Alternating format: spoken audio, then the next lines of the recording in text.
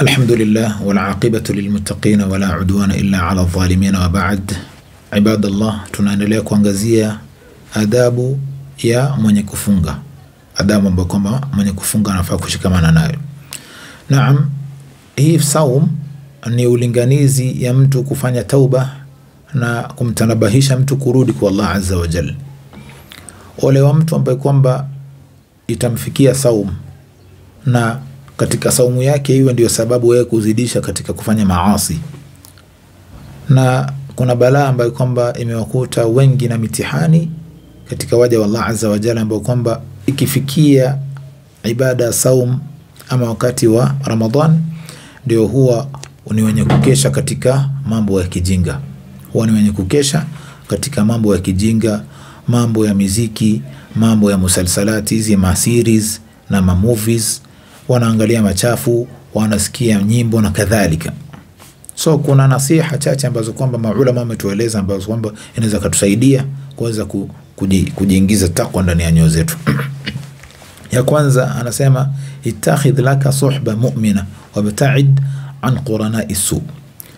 Ili uweze kufaulu uingie katika takwa katika mwezi wa Ramadhani na Ramadhani yako iweze kwenda vizuri na saumu yako iweze kwenda vizuri na ufaidike na Ramadhani, cha kwanza kabisa tafuta rafiki mwema ambaye kwamba ni mu'min, rafiki mu'min, na ujiepushe na marafiki waovu ambao kwamba watakuelekeza tukae hapa base tusikie muziki, tuende tukaone movie na kadhalika, tukeshe katika kucheza michezo za kipuzi.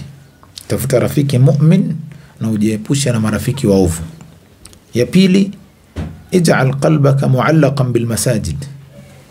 Fanya moyo wako iwe ni kufungamana na masajid, na masajid misikiti za Allah azza wa jalla. Na huo ni mwenye kurudi katika misikiti kila wakati, salatu dhuhr, salatu al-asr, salatu al-maghrib, salatu al-isha, salatu al-fajr. Fanya bidii kuenda katika masajid katika kila sala. Ya tatu, ilzam nafsaka al-muwadhaba ala qira'ati al-Qur'an. Lazimisha nafsi yako kwa kuweza kusoma Qur'ani mara kwa mara katika mwezi wa Ramadhan. Hafidh ala salati al-jamaa mahma kanat adh-dhuruf. Hifadhi sala yako ya jamaa hizo 5 kwa siku, hata ikiwa hali ni nzito namna gani. Jitahidi uweze kuhifadhi sala zako 5. Iyaka wasima'i al-aghani. Jiepushe kusikiza mziki. Jiepushe kusikiza mziki, kwa sababu kule kusikiza mziki inajenga nifaq katika moyo wa mtu. Inajenga nifaq katika moyo wa mtu. Ibta'id tamaman 'anil julusi amama al-aflami wal masrahiyat.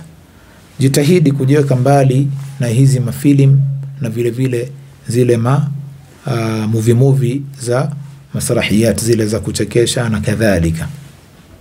Jiepushe, ujiweke mbali na vitu hivyo kwa sababu zinafisha moyo wa mtu. Ista'in billahi ala tarki al-muharramati ka shurbi ad-dukhani wa nahwi. Muombe Allah azza wa jalla msaada aweze kukuepusha kutokamana na yale ambayo kwamba ni haram. Miongoni mwayo kashurbi al-khamr, kashurbi ad-dukhan, kama kuvuta sigara. Naam, imekuja mjadala katika mitandao ati wengine wanasubiri adhan hali yako ameshika sigara yake na kiberiti, ikiadhiniwa tu anawasha anavuta. Muombe Allah azza wa jalla akusaidie usiweze kufanya haya katika yale ambayo yameharamishwa. Miongoni mwao ni kuvuta sigara.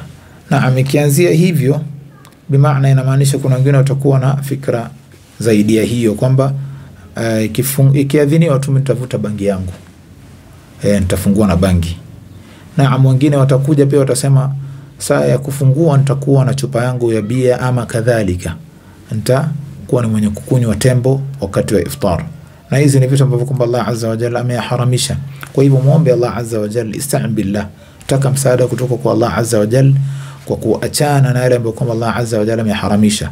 Miongoni mwao ni dukhan, hiyo sigara, na bangi, na miraa, na hizo mogoka na yale ambayo kwamba sijazitaja. Kwa inshallah biidhnillah muombe Allah hiyo ili saumu yako iweze kukubalika na uweze kufaidika na mwezi mtukufu wa Ramadhan.